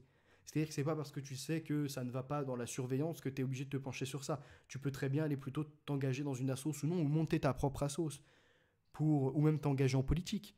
Il y en a certains, vous avez 30 ans, 40 ans, 50 ans ou plus que ça. Vous avez peut-être des connaissances dans tel et tel domaine. Recentrez-vous sur ça, soyez encore plus fort, travaillez votre éloquence et commencez à vous engager politiquement. Même si la politique peut être une mascarade, rentrez dans les partis. Même si oui, les partis t'amènent à une étiquette, mais tu t'en fous, rentre dans ces partis. Va échanger, montre que de l'intérieur, certains n'ont rien à faire. Et honnêtement, si je dis ça, c'est parce que j'ai peut-être une ambition de faire ça aussi par la suite. Quand j'ai vu dans certaines entreprises comment ça se passait, je me dis, attendez, on va aller dans certains partis politiques, on va voir réellement s'ils se battent pour les Français. On va voir réellement s'ils ont des programmes en place, s'ils ont des ambitions ou non. Et les pousser, ces gens-là. Vous voyez, ceux qui sont un peu flemmards, qui restent dans les bureaux, là, leur mettre le pied au cul en disant, hop, hop, hop, ça c'est fini la récréation, là. Là, maintenant, on retourne sur le terrain. Là, il y a des Français qui galèrent. Là, il y a des agriculteurs, des éleveurs qu'on est en train de massacrer par ceux qui ont le monopole, etc. C'est plein de solutions comme ça, et encore, c'est minime. Oui, il y a énormément de moutons, mais ces moutons-là, ils ont aussi un intérêt. Il y en a, leur intérêt, par exemple, je te dis une connerie, hein, ça va être dans le yoga, et etc., la santé. Ces gens-là, tu vas pouvoir les mobiliser sur un secteur. D'autres, ça va être dans la protection de l'enfance. Tu vas pouvoir les mobiliser dans un autre secteur. Vous voyez, c'est-à-dire qu'en gros, pour toi, un individu peut paraître un mouton parce qu'il ne veut pas te suivre sur une idée, par exemple sur les vaccins. Il ne veut pas te suivre sur une idée qu'il existe un nouvel ordre mondial, etc. Mais il est peut-être moins mouton que toi, ou en tout cas, il est peut-être autant conscient que toi sur d'autres sujets. Et à ce moment-là, celui-là, tu peux le fédérer, tu peux le mobiliser sur un élément. Tu vois, il t'amène de la force, il t'amène sa connaissance, il t'amène ses compétences sur un domaine. Un domaine qui ne va pas. Alimentaire, santé, ce que tu veux. C'est comme ça qu'on va refédérer. C'est-à-dire qu'on ne doit pas tous être d'accord sur les mêmes idées. Mais que par contre, on doit avoir un projet, un programme pour avancer. Celui-ci, c'est recentrer l'humain. C'est avancer pour l'humain, par l'humain. La démocratie pour le peuple, par le peuple. Mais aujourd'hui, on ne peut pas encore se permettre d'avoir un RIC, un référendum d'initiative citoyenne, avec ce qui se passe en France. Parce que vous en avez énormément qui sont en France, par exemple, mais qui ne se considèrent pas français. Vous en avez énormément qui sont en France, mais qui détestent à la fois la France et à la fois l'État français. Et plein d'autres choses encore, des entreprises, des gens qui sont là, qui aiment peut-être la France, mais qui n'ont plus de pitié, qui se disent, tiens, regarde, lui, il profite, et ben moi, je vais profiter des aides de l'État. Donc je vais monter une société, je vais la faire couler, je m'en fous. L'autre, je vais profiter, je vais faire mon montage financier, etc. Je vous dis, on va se retrouver peut-être prochainement dans 2 semaines, je pense, en dehors des autres vidéos qui vont arriver sur la modification des animaux, de l'humain. On va se retrouver sur l'économie. Vous allez voir, je vais vous amener quelque chose de carré. Et ça, c'est pareil. Ça va nous permettre, follow the money, suivre la monnaie. On va reprendre les travaux de d'une personne très intelligente qui est Jean Montando, je crois, en tout cas ça. Attendez que je regarde, c'est Jean Montaldo. Jean Montaldo. Ce type-là, il a écrit 2 ouvrages, et c'est pas le seul, hein, il y a plein d'autres livres encore. J'en ai un autre qui est en cours de lecture, il faudrait que je reprends, Le Grand Hold Up, notamment, hein, qui est où, euh, où passent vos impôts, où passent nos impôts même, ça c'est intéressant. Merci de voter. Allez hop, 30 secondes et on termine sur ça. Vous voyez, on a dépassé un peu encore. Je vous lis rapidement. Tapez le haut de la pyramide, le reste c'est du blabla. Exactement, même le centre, hein, le centre également. Parce qu'il y en a une partie qui s'est bien mis. Encore une fois, c'est pas l'histoire de 99% contre 1%, loin de là. On a énormément de problématiques dans la société aussi avec tous ceux qui sont drogués, tous ceux qui aiment la violence, tous ceux qui veulent du chaos, tous ceux qui profitent du système aussi. Enfin bref, il n'y a pas que les ennemis tout en haut. Il y a aussi. Et il y en a certains qui appelleraient ça une guerre horizontale. Non, non, c'est une honnêteté intellectuelle, tu tapes sur tout ce qui a tapé. Et tu avances justement, tu refédères après. Toi, tu dis, arrête là, feignant. 7 ans, 10 ans que t'es comme ça dans ta condition là et sors-toi les doigts du cul. J'ai vu une vidéo pathétique d'un gars qui soutient Alix, s'est tatoué un troisième œil sur le front. On s'enfonce dans le ridicule. T'es sûr de toi? Comment il s'appelle le type? Je me sens ça. Je sais pas, dis-moi comment il s'appelle. Le réveil est le plus important, exactement. En tout cas, la prise de conscience, parce qu'un réveil, on peut se dire réveillé en réalité être encore sous hypnotisme, comme c'est le cas pour certains qui suivent des imposteurs sur Internet. Mais ça, c'est un autre sujet. Je sais qu'il y en a plein qui n'aiment pas ça, d'ailleurs, ces petites invectives. Mais ce n'est pas grave. On est, encore une fois, ici. euh, je suis le maître des lieux, donc je dis ce que je veux. On arrive petit à petit à les réveiller, mais c'est dur, oui. Encore une fois, on ne peut pas réveiller tout le monde sur tous les sujets, et nous aussi, on a à apprendre, nous aussi, on a à s'éveiller. Et que ce soit des plus anciens ou des plus jeunes, hein. Parce qu'il y a des types qui ont 20 ans, 18 ans, qui ont déjà énormément de compétences sur certains domaines. Alors que vous avez des branguignols qui ont 45 ans, 50 ans, qui n'ont même pas un sixième de la connaissance de plus jeunes. Des plus jeunes qui font des études également. Et d'autres qui se permettent de leur cracher dessus, ou en tout cas de dire ouais, moi j'ai 60 ans passés, je ne vais pas écouter un gamin. Ouais, mais t'as 60 ans passés, mais pendant 40 ans, t'as fait que du divertissement et t'étais bon qu'à te toucher le cul. Alors que le jeune, lui, ça fait 5 ans, il fait des études, il est plus poussé, il sait te parler par exemple de la santé, etc. Il y a ça aussi. Faut pas avoir peur de la mort. Exactement. Tiens, en parlant de la mort, rapidement. Aujourd'hui, je lisais un livre à l'époque déjà. Alors c'était un livre plutôt un peu de roman. Je crois que c'était Les Anges, quelque chose comme ça. Donc rien à voir avec une réalité, hein, quoique, dedans. Par rapport à la peur de la mort. Parce que c'est le sujet dont on parle rapidement. Il disait, dans son livre, je pense que certains ils vont avoir la référence, c'est un livre d'une personne très très connue. Il disait en fait, les jeunes ne sont plus mis face à la mort. C'est-à-dire que l'ancien, le grand-père, quand il est malade, ou en tout cas quand il commence à vieillir et qu'il n'est plus en capacité de pouvoir subvenir à ses besoins tout seul, on le met en EHPAD.